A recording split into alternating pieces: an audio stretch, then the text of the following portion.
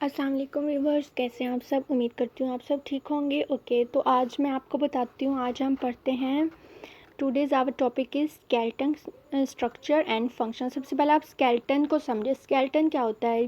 वाहिद ये एक हड्डियों का ढांचा होता है। हड्डियाँ होती हैं जिसमें बोन्स ही बोन्स होती हैं।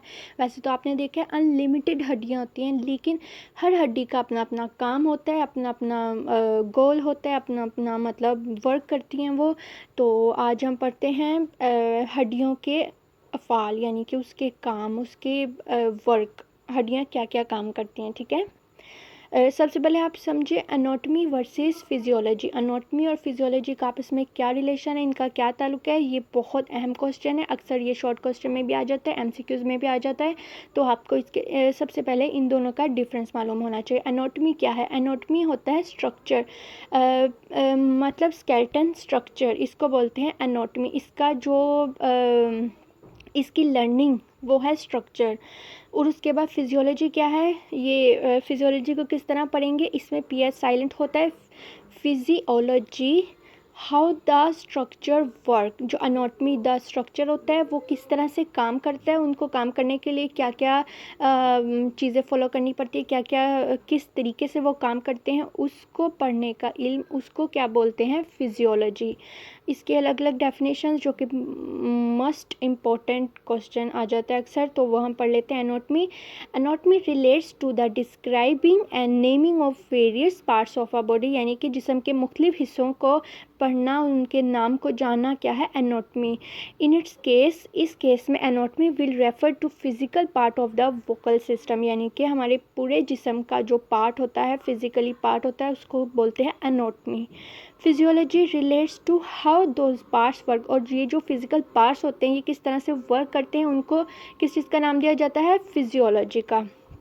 चलें, अब हम पढ़ते हैं स्केलेटन्स, ये जो हड्डियों का ढांचा होता है, एंड हाउ दे वर्क, और ये किस तरह से काम करते हैं। ये अगली पिक्चर्स में मैं दिखाया जा रहा है स्केलेटन सिस्टम। ये मेजर मतलब के बोन्स हैं जिनके नेम है skull, spine, humerus, radius and ulna, carpal, phalanx, patella, teeth, clavicle, scapula, rib, pelvis, femur, tibia, fibula, tarsal और टो। बहुत ही अजीब से वर्ड्स हैं, बट ये हमारे ही बॉडी पार्ट्स के नेम है, हमारी हड्डियों के नेम्स हैं। हम अगली वीडियो में मज़ीद इसको डिस्क्राइब करेंगे। अभी हम जस्ट पढ़ते हैं हड्डियों के काम, हड्डियों के फ़ाल। चलें, नंबर 1 पे स्पोर्ट्स बॉडी, यानी कि बॉडी को सपोर्ट करना। बॉडी को सपोर्ट करती हैं ओवरऑल जो हड्डियां होती हैं, वो जिस्म को खड़ा होने में, मेंटेन होने में, चलने में, भागने, दौड़ने, सोने, उठने में हेल्प करती हैं। हमारे जिस्म में आमतौर पर 206 हड्डियां होती हैं, जिनमें से तमाम हड्डियां कुछ ना कुछ फ़ाल सरंजाम यानी कि वर्क करती हैं। हड्डियों के इन फ़ाल में से चंद अहम हैं जो कि आपको यहाँ डिस्क्राइब करती चलूँ।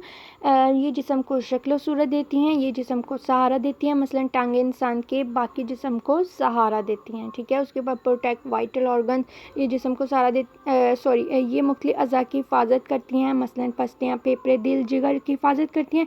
इस तरह खोपड़ी की हड्डी और ये दिमाग की हिफाजत करती है। ठीक है, उसके बाद अलाउज मूवमेंट, यानी कि उसको हरकत करने में वो मदद देती है। मुख्तलिफ इक़साम की अज़लात हड्डियों से जुड़े होते हैं, इस तरह हड्डियाँ हरकत में मदद देती हैं। ये सुर्ख खलिए बनाने का काम करते हैं, यानी कि aids red blood cell production, ये सुर्ख खलिए बनाने के भी काम आती हैं।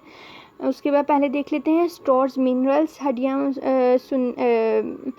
मुख्तलिफ इक़साम के नमकियात का ज़ख़ीरा करती हैं। हड्डियाँ मुख्तलिफ इक़साम के जहरीले मादों से भी बचाती हैं, मसलन फ्लोराइड वगैरह।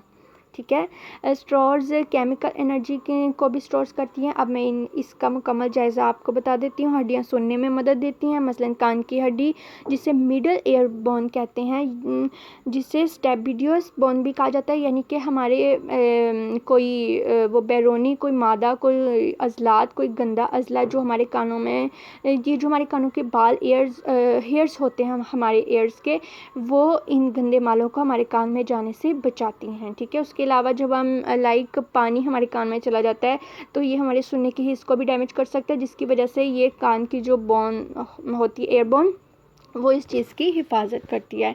हड्डियाँ सफ़ेद खलिया भी पैदा करती हैं जो जिस्म को जरासीम के ख़िलाफ़ क़ुव्वत मुदाफ़ा देते हैं। हड्डियाँ सांस लेने में भी मदद देती हैं जैसे पसलियाँ वगैरह।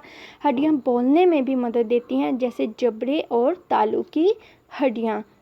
उम्मीद करती हूँ कि आप लोगों को इसका काम, इसकी मूवमेंट और इसके वर्क्स अच्छे से समझ आ गए होंगे, क्लियर हो गए होंगे। अगर कुछ भी आपको समझ नहीं आया, क्लियर नहीं हुआ, तो आप कमेंट सेक्शन में ज़रूर कमेंट कीजिएगा। आपको मज़ीद क्लियर करने की कोशिश करूँगी। अब हम अगली वीडियो में पढ़ेंगे इन बोन्स के नेम, अलग अलग करके इनकी टाइप्स पढ़ेंगे और इनको मैं मज़ीद इजीली मेथड के साथ आपको क्लियर करने की कोशिश करूँगी। Thank you so much for watching. अल्लाह हाफिज़।